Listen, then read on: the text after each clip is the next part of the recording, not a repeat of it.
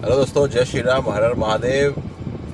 जया बच्चन जया बहादुरी ने कल संसद में एक बात बोली, क्योंकि वो वही सपा पार्टी की राज्यसभा सांसद है।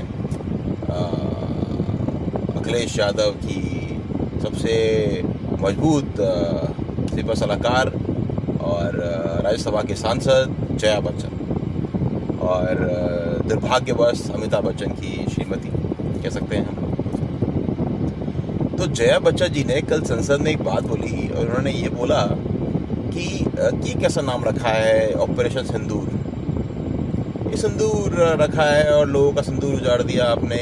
उन्होंने इस तरह की बातें बोली। हालांकि ऐसे लोगों की बातों को सीरियस नहीं लेना चाहिए, लेकिन मैं कुछ तथ्य पे रखना चाहता हूँ।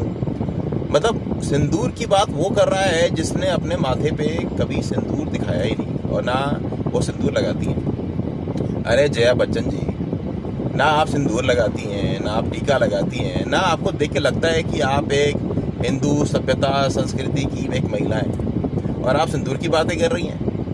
मतलब आपको देख के तो पता क्या लगता है, वो हमारे गांव में ना एक बहुत कहानी होती थी, अरे वो बुढ़िया चुड़ैल, वो बुढ़िया डायन। तो मतलब समझ गया ना दोस्तों मैं क्या बात करना चाह रहा हूँ। तो जया बच्चन जी को समझना चाहिए कि वो कैसी लगती हैं, और उनका जो एक मतलब आजकल तो खैर कहना नहीं है। मतलब हमने एक नाटक देखा था बचपन में जिसका नाम था विक्रम बेताल। तो आपने देखा था ना, वो विक्रम जो राजा महाराजा थे, और बेताल जिसके बाल बिल्कुल वाइट थे और बिल्कुल चमकते हुए वाइट बाल। तो मुझे लगता है कि कहीं ना कहीं मतलब श्रीमती जया बच्चन जी जो हैं वो लगती हैं बेताल की तरह।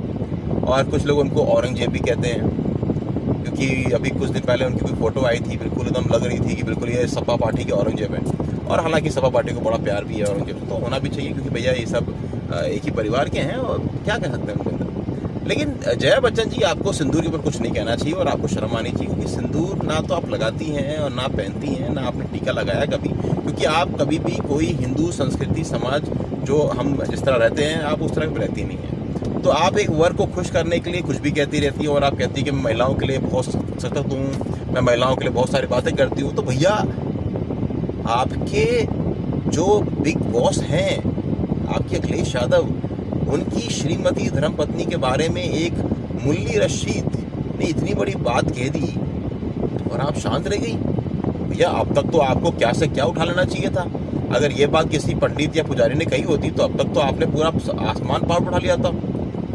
तो भैया आप वही हैं, मतलब देख लीजिए, मतलब इनका कुछ कहना नहीं है। भैया आप कैसे संभालते हैं हमें नहीं पता।